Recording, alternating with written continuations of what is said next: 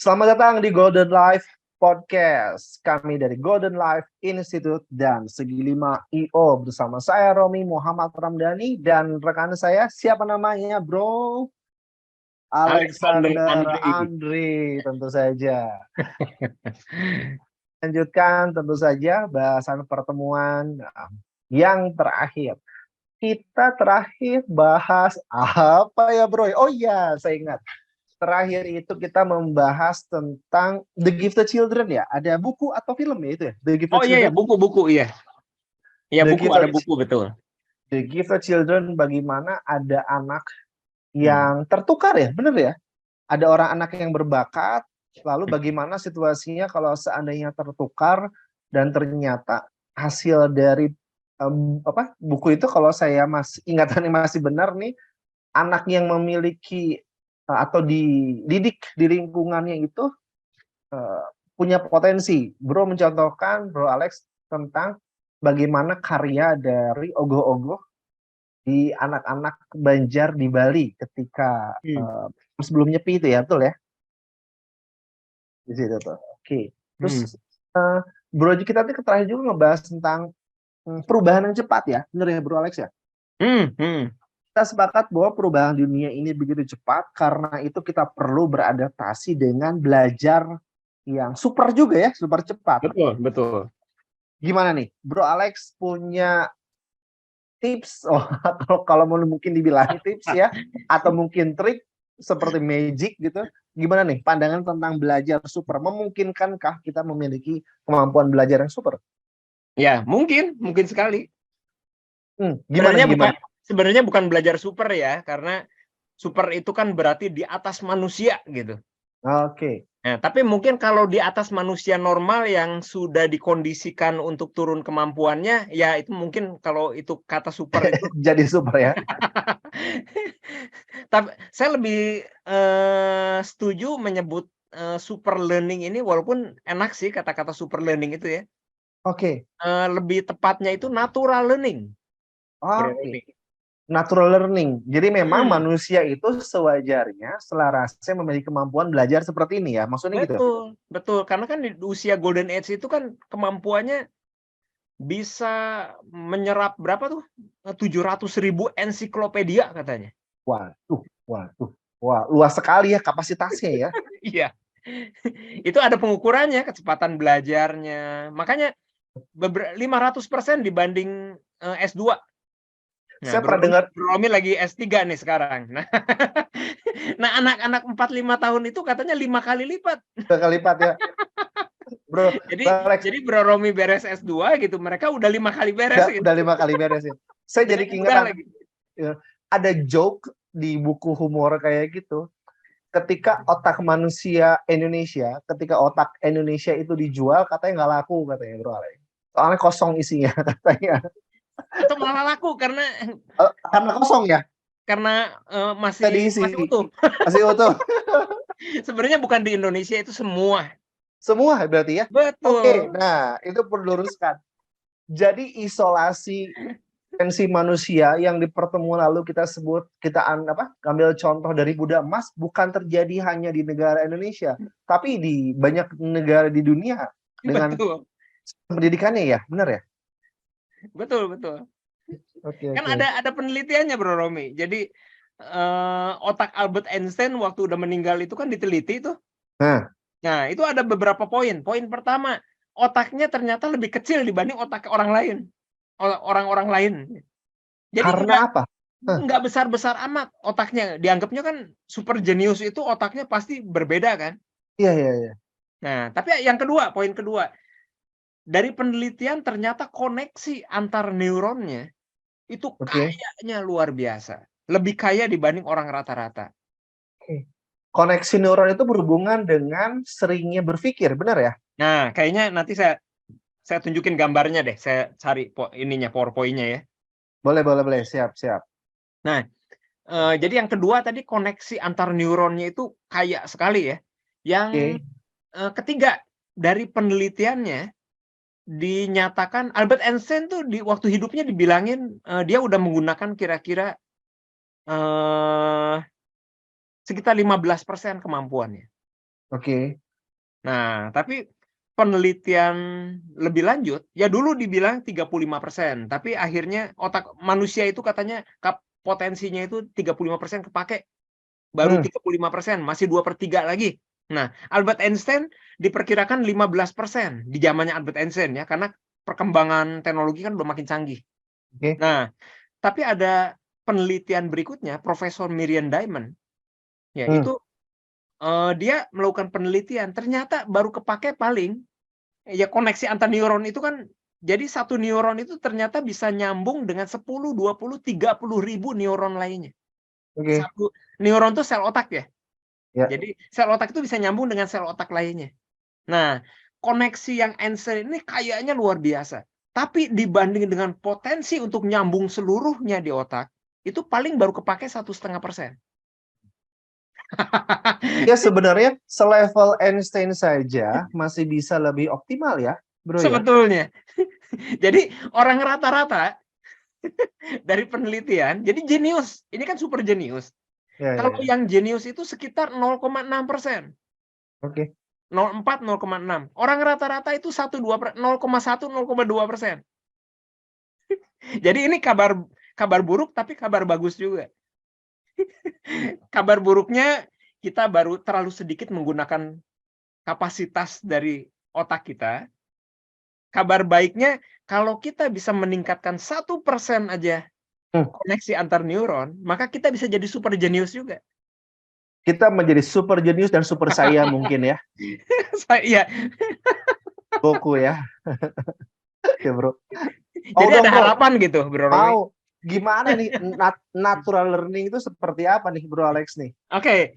Sebelum itu kita biar yakin dulu ya, kita bahas kemarin kan, masih ingat nggak Bro Romi kemarin kita bahas? Oh tadi kan Bro Romi baru ulang ya. Suara saya kedengar Bro Romi? Aman ya. Yang pertama tentang apa tadi? The Gifted Children. Buku The Gifted Children tuh. Oke. Yang kedua kita bahas tentang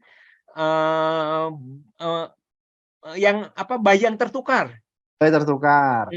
Ternyata bakatnya muncul di tempat masing-masing, yang satu yang sangat berbakat malah nggak muncul ya, karena di daerahnya itu. Jadi kuncinya itu adalah stimulasi, yang kedua itu ya. Oke, stimulasi. Jadi tergantung stimulasinya, koneksi antar neuron itu terjadi. Jadi sekarang mulai nyambung ya, koneksi antar neuron dengan bakat. Jadi kalau kita ngomongin bakat dengan istilah yang baru nih, istilah kita aja ya ini sih. Menurut kita nih, menurut saya ya. Golden Life Podcast. Iya. Jadi bakat itu kalau kita sebut bakat dengan istilah sekarang atau yang the gifted children gitu, itu adalah area tertentu yang koneksi antar neuronnya itu sangat kaya. Jadi area tertentu yang sangat terstimulasi, yang lebih dibanding yang lain. Maka itulah yang membedakan orang yang satu dengan yang lainnya. Tergantung jumlah stimulasi, tergantung di bidang apa. Ada yang di basket, ada yang di lari, ada yang di berenang, ada yang di melukis, beda-beda. Oke. Kalau merujuk ke sana kan, ya di luar sana, apa ya? Ada yang berkata ada blueprint gitu ya, Bro Alex, misalnya. Tapi di satu sisi juga ada sebuah angka, saya lupa di buku siapa ya, ada rumus 4.000 jam atau 8.000 gitu ya, Bro. Oke, 10.000 jam, Bro. 10.000 angkanya saya lupa. Bahwa itu di buku Sinergi 3 Otak, buku saya ada. Oh ada di situ ada ya. Jadi para audiens yang ngedengar, di buku lain ada sih, cuma kan Bro Alex juga nulis promosi buku sendiri. Menulis buku Sinergi 3 Otak, terus apalagi Bro buku-bukunya yang ditulis tuh? Finansial, parenting, ada beberapa lah. Ada beberapa. Nanti direct message aja kalau mau beli bukunya nih, bisa nanti ke kami. Ya benar, ada rumus 10.000 jam, bahwa siapapun yang telah melalui jam itu maka memiliki kemampuan tertentu. Waktu itu di buku tuh saya ngambil contoh, ada petenis siapa? Serena Williams. Serena Williams latihan servis doang nih Bro. Itu sampai 10.000 jam gitu. Sampai akhirnya dia dapat poin di tenis gara-gara servis. Nggak bisa dibalikin sama lawannya. Jadi gimana sih Bro, sebenarnya manusia itu ketika dilahirkan, apakah Tuhan sudah punya cetakan? Oke, cetakan lu misalnya kata Tuhan itu adalah menjadi ini pilihannya. Ataukah manusia itu mempunyai banyak pilihan untuk menjadi apapun sih sebenarnya, gimana bro? Karena ini masih misteri, saya bisa bilang nggak tahu. Karena kan Perlu deh misteri itu ya. yang kita bisa bicarakan ini hanya sebagian kecilnya, ya. Benar. Saking besarnya potensi. Nah, oke, kita kemarin sempat bahas juga tentang DNA ya. DNA bisa. Nah, masih ingat nggak? Terbuka. Yang ya ternyata bisa buka tutup gitu. Multiple personality itu ya. Gimana kalau kita menutup bakat kita? Maka DNA, kalau emang DNA itu berperanan besar, berarti kita juga sedang menutup DNA. Iya, harus hati-hati ya. Termasuk penyembuhan ya. Oke. Nah, ada cara tertentu di mana DNA itu terbuka dan tiba-tiba perubahan terjadi seketika. Oke. Itu yang terjadi dengan placebo. Placebo kan nggak ada kandungan obat-obatnya gitu. Ya. Tapi kenapa banyak kasus 20, 40%, kadang 60% orang sembuh dengan placebo? Nah, itu kan perlu diteliti, ada kondisi tertentu yang bisa mempengaruhi hal itu. Bro, boleh jelasin dulu bro, mungkin biar audiens dari kita juga placebo effect itu bagaimana bro? Boleh singkatnya. Placebo ya. Ya. Placebo itu, jadi kalau di bidang obat-obatan kan harus ada pembanding ya.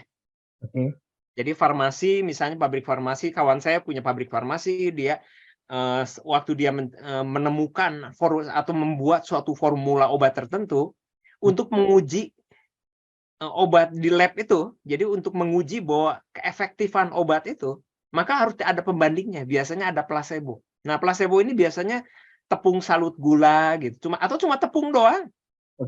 Ya, yang nggak ada efek efek obat-obatannya sama sekali. Nah, biasanya ada tes tertutup, tes yang orangnya nggak tahu bahwa dia itu nerima placebo atau nerima obat yang sesungguhnya. Iya, untuk tahu.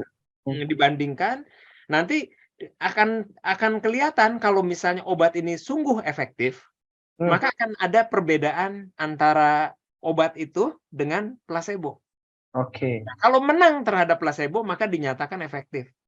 Nah, tapi saya sih yang saya pertanyakan gini, kalau misalnya dari 100 yang diuji coba itu ada 100 orang yang nerima obat yang benar-benar ada efek pengobat, yang ada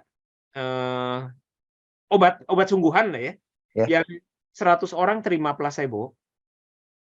Nah, misalnya yang obat ini 60% sembuh, yang placebo misalnya 30% sembuh. Pertanyaannya, apa yang terjadi kok 30% ini sembuh? Kan cuma dapat tepung. Iya. Ternyata dari kekuatan kepercayaan itu mungkin ya? Betul. Bro Romi pernah dengar ini nggak? Pernah dengar kasus voodoo? Gimana tuh? Kasus. Tapi voodoo tahu ya, voodoo ya?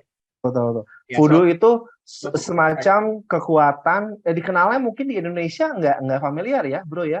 Mungkin di Amerika sana, di luar negeri sana, mana ada orang, kalau bahasa kita jadi mungkin menyantet ya, kalau gitu jadinya ya, kalau voodoo itu. Ya mirip seperti itu, pakai boneka, ada paku dan sebagainya gitu ya, kira-kira seperti itu ya. Nah, gimana bro? Ini menarik gitu, ada satu penelitiannya. Jadi di daerah pedalaman Afrika yang masih pekat sekali dengan unsur magis seperti itu. Nah, itu jadi seseorang yang di jendelanya atau di dekat rumahnya ditemukan boneka seperti tadi. Itu ketakutan setengah mati. Dan biasanya umurnya nggak panjang.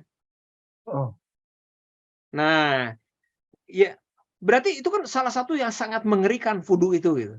Iya. Di area itu ya. Nah, tapi anehnya dengan orang-orang Belanda, orang-orang bule ya, orang-orang dari barat gitu, dari negara barat. Itu yang datang ke sana sampai bisa menjajah dan sebagainya ya. Di sana gitu. Itu waktu dikasih di jendelanya ada boneka tadi, itu dijadiin mainan, digantung, asik mainan gitu. Dan nggak terjadi apapun. Iya. Makanya bangsa kulit putih disebutnya turunan dewa karena nggak mempan dengan voodoo. Oke, itu Di sejarahnya ya. Australia, itu ada satu budaya juga yang disebutnya penunjukan tulang. Nah, orang yang ditunjuk itu akan kurus, kering, makan segimana banyaknya dia akan makin kurus sampai akhirnya jadi seperti tengkorak meninggal. Itu kutukan yang sangat mengerikan. Jadi orang-orang yang udah ditunjuk seperti itu pakai penunjukan tulang tadi oleh satu dukun gitu ya, karena melakukan suatu kesalahan, itu badannya langsung gemetar, pucat dan sebagainya. Pokoknya ada satu pemfilman gitu ya yang itu sangat mengerikan kondisinya. Orang yang kena kasus tadi ya. Seketika itu terjadinya. Nah, tapi sama itu terjadi ke orang-orang Inggris, itu dilakukan penunjukan tulang dan mereka ketawa-ketawa aja. Kalau udah kesel dia tembak gitu. Dan Ngapain tulang tuh? Iya. Ini berarti kekuatan pikiran itu begitu luar biasa ya. Ibaratnya kalau istilah pisau bermata dua lah. Ini bisa menjadi hal yang punya hikmah pelajaran, tapi bisa juga jadi mematikan ya. Betul. Apalagi kalau kita sempat ngebahas tentang konsep labeling atau penamaan ke orang itu ya. Iya, betul. Seru ya. Tapi kita stop dulu yang ini ya. Nah, tapi ini sih tentang kekuatan dari keyakinan-keyakinan tadi gitu. Jadi ini keyakinan-keyakinan yang membatasi manusia. Nah, sampai tadi kemungkinan DNA ini terbuka tertutup itu, Bro ya. Bahasan tadi ya. Betul. Ya, tadi kita kan ngobrol tentang placebo ya sebetulnya ya. Jadi apa yang terjadi? Mungkin ada kondisi tertentu, ada keyakinan dari pihak pemakan placebo tadi, atau ada keyakinan dari pemberi placebo tadi. Mungkin sang dokternya yang begitu percaya bahwa dia ini tersugesti bahwa ini adalah obat yang sangat ampuh dan kepercayaan itu tercermin dari raut wajah, nada dan sebagainya yang mempengaruhi si pasien yang juga percaya karena dia punya relasi yang kuat atau punya keyakinan yang tinggi terhadap otoritas dari sang dokter tadi. Dan dia juga percaya dengan apa yang dia makan. Sehingga terjadilah, harusnya kan nggak ada efek apapun tadi. Tapi jadilah itu obat yang ajaib. Itu kan luar biasa kasus seperti itu. Iya. Bro, sorry bro. Saya juga ingat, tadi kan kita udah mesamakan persepsi. Jadi kalau audiens ada yang nanya tentang placebo, gambaran demikian. Cuma di pengalaman saya kadang ada orang-orang yang mengartikan placebo efek ini menjadi negatif. Padahal kalau kita sadari, semua itu menurut saya sih netral konsepnya, termasuk placebo efek ini. Tinggal bagaimana kita ngambil, apakah kita dapat kemanfaatan untuk menumbuhkan diri kita atau malah sebaliknya. Gimana kata Bro Alex? Iya, Bro Romi luar biasa. Betul. Netral dengan kita kondisinya netral, dari situ kita menghilangkan penilaian.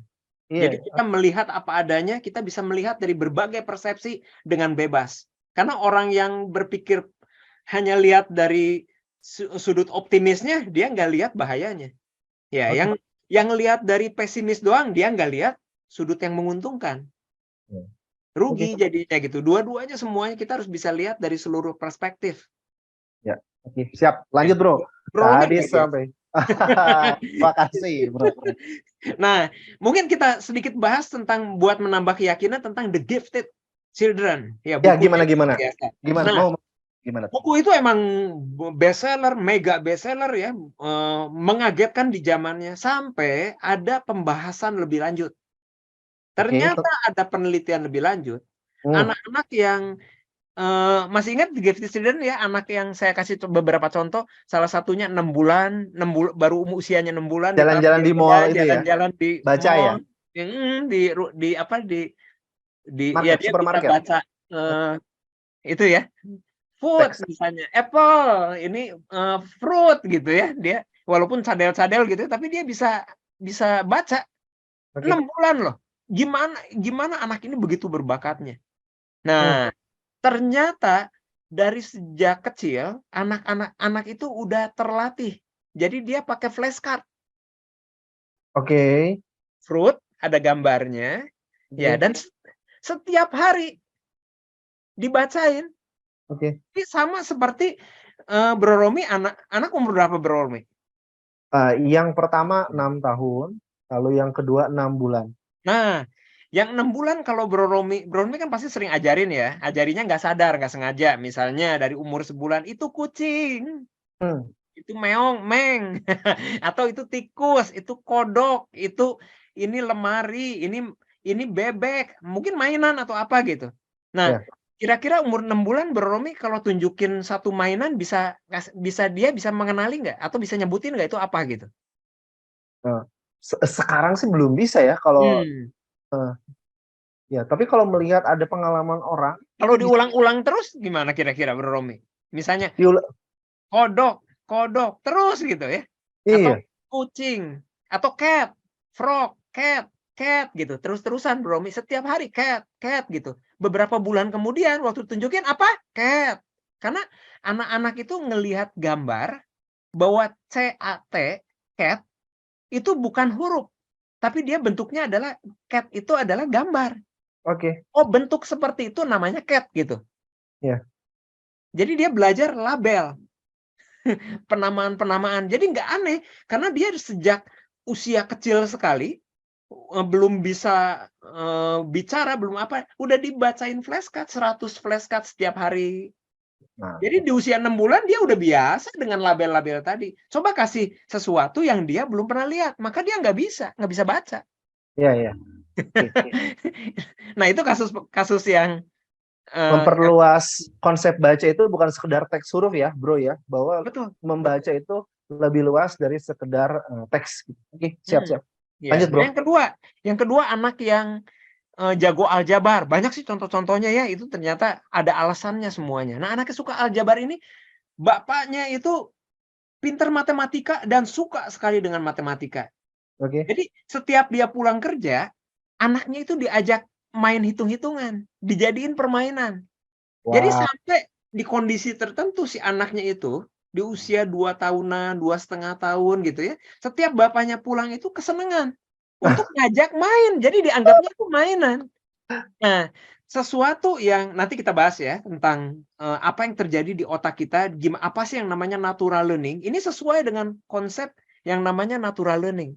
Oke. Waktu kondisi itu tercipta, pembelajaran jadi mudah. Jadi nggak ada yang nggak bisa dipelajari manusia kalau Oke. berminat. Apa yang terjadi? Kenapa kata Bro Romi tadi 10.000 jam orang bisa jadi master atau bisa jadi jenius? Oke. Karena 10.000 jam itu jumlah neuron yang terjadi, koneksi antar neuron itu akan sangat kaya luar biasa. Iya. Hanya untuk mencapai 10.000 jam harus berminat. Ya. Makanya minat anak itu harus diteliti oleh orang tuanya Oke. untuk memunculkan kejeniusannya, bukan membentuk anak, tapi menggali apa minat anak. Kita sebagai orang tua menyediakan waktu, kedua mensupport. Oke. Oke. Pertanyaan yang tadi nih, kalau audiens sadar ya. Oke. Itu ada yang menarik nih, Bro Alex dan mungkin audiens yang mendengar. Ketika ada orang tua atau bapak yang senang aljabar pulang ngajak bermain angka, lalu disambut oleh anaknya untuk bermain, itu tanpa disadari itu belajar itu seperti bermain sehingga begitu asik ya, Bro ya. Betul. Iya, karena memang mungkin belajar harus memang menyenangkan, Bro ya, yang namanya belajar itu ya. Oke. Bro Romi suka main game nggak? Suka dong. Saya udah kelewat zamannya. Udah lewat ya. Saya nggak terlalu suka. Bro Romi sukanya apa, Bro Romi? Kalau saya tipe yang RPG, role playing games gitu, Bro Alex. Jadi kalau ada yang strategi gitu, Bro. Jadi saya kalau sekarang itu anak saya lagi seneng namanya game Lord Mobile. Oke. Strategi gitu, bangun kerajaan dan seterusnya. Dan ternyata senengnya sama anak, jadi kita gantian gitu mainnya itu. Ya istirahat nih, 6 tahun ya? 6 tahun itu. 6 tahun. Terusin sama saya, Bro. Nanti saya ganti, dia terus dia. Ya begitulah. Nah, ini sih yang saya lihat. Saya nggak tahu permainan itu ya. Tapi yang saya lihat di anak-anak saya yang di permainannya itu menurut saya rumit loh, Bro Romi. Iya. Karena strategi itu butuh banyak pertimbangan kan. Anak saya main-main seperti itu gitu. Itu saya lihat, rumit sekali. Oh, banyak pernak-perniknya, banyak fiturnya gitu ya. Harus cepat sekali, harus itu gitu. Nah, itu kan sesuatu yang rumit, kok bisa gitu? Iya. Dan jutaan orang loh yang main itu. Iya, betul. Ketika di aplikasinya itu ada 4 miliar orang katanya itu saya lihat. Wow. 4 miliar ya? Yang senang main game itu. Iya, nah itu kan apa yang terjadi gitu Bro Romi. Kenapa pelajaran sekolah, pelajaran SD itu kan cenderung pelajaran yang sangat mudah. Ya, matematika dan lain-lain gitu. Tapi game itu yang saya baca dari berbagai buku yang membahas tentang tentang gaming ya. Oke. Gamification dan sebagainya gitu. Itu ternyata melibatkan suatu tim besar sekali. Yang di situ ada ahli psikologinya. Iya. Ada ahli pembelajaran, ada ahli macam-macam ahli, ada seniman. Full di sana ya. Iya. Jadi sampai dipelajari gimana ya supaya orang itu penasaran, gimana benar-benar dipelajari warnanya harus seperti apa. Jadi benar-benar diperhitungkan, didesain supaya orang asik. Betul. Gimana supaya sampai levelnya itu ada neuroscience-nya segala kan. Sampai gimana otak itu efek-efeknya kalau kayak gini efeknya gimana, kalau seperti ini efeknya gimana, gimana supaya jadi penasaran. Sampai ke impuls otak aja dipelajari loh. Untuk game ya. Nah, gimana kalau gabungkan pembelajaran di anak-anak dengan ilmu game tadi? Nah, gimana pelajaran didesain supaya keasikan game, luar biasanya acara-acara outbound ya. Outbound kan seru tuh. Atau acara seperti Dufan, atau Disney World, ya, atau teater, atau film, dunia film, atau dunia komik. Itu semuanya, dunia teater, semuanya itu kalau kita gabungkan jadi satu, didesain dalam bentuk pembelajaran, hasilnya akan luar biasa. Saya bikin percobaan, Bro Romi, baru beberapa kelas sih. Nah, kita coba ke anak-anak yang fobia dengan matematika. Ya, kita bikin anak-anak itu bikin bergerak dan sebagainya. Anak-anak itu nangis rata-rata waktu diajak ke kelas kita. Nah, awalnya ya, begitu masuk pintu kita tutup, orang tua di luar. Beberapa menit kemudian anak-anak itu mulai biasa, 15 menit kemudian mulai teriak-teriak, 1 jam berakhir, dan minta tambahan waktu. Rata-rata kita harus nambah 20-30 menit sebelum anak-anak itu bersedia pulang. Karena pengen lanjut terus main. Nah, hasilnya apa Bro Romi? 6 kali pertemuan, maksimum 10 kali pertemuan, anak-anak itu pelajaran 1 tahun sudah selesai. Cuma sebentar. program sejam. Itu gimana? Ulang. 6 sampai 10 pertemuan, Bro Alex, itu 6 bisa pertemuan sebetulnya. 10 itu udah dengan pengulangan. 6 pertemuan itu sudah mewakili pembelajaran selama 1 tahun. 1 karena tahun. Yang efektifnya ya. Ini anak-anak yang takut matematika ya. Oke. Wow. Nah, itu teknik yang pakai teknik natural learning itu atau pakai teknik apa? Betul. Itu teknik natural learning. Makanya coba kita dapat dana pendidikan ya. Silakan barang siapa. Kita punya gedung gitu ya, kita bikin tim untuk bikin penelitian itu. Wah, luar biasa itu. Jadi anak-anak itu akan belajar dengan sangat mudah. Goalsnya kita akan bikin itu. Kita akan bikin dari matematika, dari IPA ya, pelajaran-pelajaran seperti biologi dan sebagainya, SD, SMP, SMA gitu. Kalau itu bisa dibuat menyenangkan sesuai seperti apa yang disukai manusia gitu. Ya, kebayang ya idenya gitu Bro Romi. Kata kunci dari natural learning itu jadi awalnya adanya minat, adanya kesukaan, gitu ya? Betul. Jadi game itu sesuatu yang sangat serius untuk menghilangkan penghalang-penghalang yang bikin tidak asik tadi, Bro Romi. Saya keinget ada hal menarik. Jadi kan saya kan keseharian mediator keluarga juga ya, Bro Alex. Dan kebanyakan klien saya itu kalau kategorinya adalah orang tua yang merasa bermasalah dengan anak. Salah satu contohnya, orang tua yang merasa, ini nih anak saya susah fokus belajar, sehingga ribut aja terus nih gimana. Terus yang menariknya adalah, anaknya disebut susah fokus belajar, tapi ketika saya cek fokus ke game dia bagus Bro. Nah, artinya game rumit loh. Artinya masalahnya sebenarnya bukan di fokusnya dong, bener kan? Menurut Bro Romi gampang ya game ya. Menurut saya rumit loh, karena saya nggak minat, Bro Romi. Nah itu dia. Kuncinya di situ. Fokusnya masalahnya bukan di fokus anak. Saya bilang kan masalahnya mungkin teknis pembelajarannya ini ada yang perlu inovasi sehingga pas dengan teknik belajar anak ya, bro ya gitu kan ya. Oke ya. Jadi keingetan aja cerita tadi. Nah, Oke, bro. jadi gimana Bro Alex? Jadi sudah kita bahas. Oh, tinggal bentar lagi ya. Oke. Jadi sudah kita bahas tadi tentang gifted children, udah terjawab ya. Jadi nggak ada keanehan di situ, Bro Romi. Jadi ini kan yang kita omongin tentang yang diributkan tentang bakat gitu. Jadi menurut saya konsep bakat nggak boleh bukan nggak boleh ya. Jadi ada pemikiran tentang bakat yang jadi membatasi potensi saya, potensi Bro Romi, potensi anak-anak gitu. Ya, karena kalau kita bilang, oh saya kan emang nggak bakat olahraga. Jadi akhirnya karena bilang nggak bakat olahraga, jadi jarang mencoba. Ya jarang mencoba, koneksi neuronnya nggak terbentuk dong.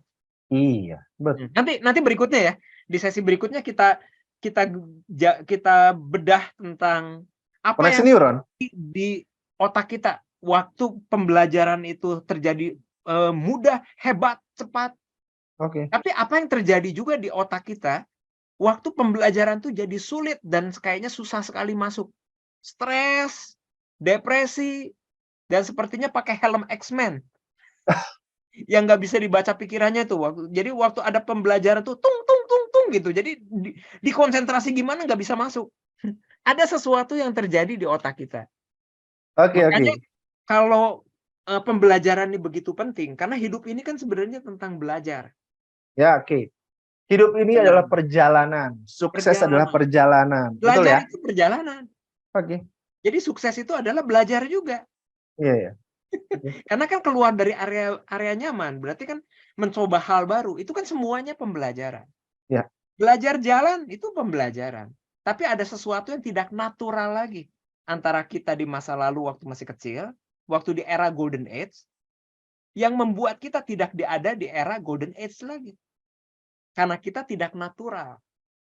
Kalau kita kembali ke fungsi natural kita, ya maka potensi kita bisa digali, dilepas. Plester-plester dari patung Buddha tadi, yang dimunculkan emasnya, maka ultimate power lebih akan muncul dan itu lebih dari cukup untuk kita bisa sukses di bidang apapun.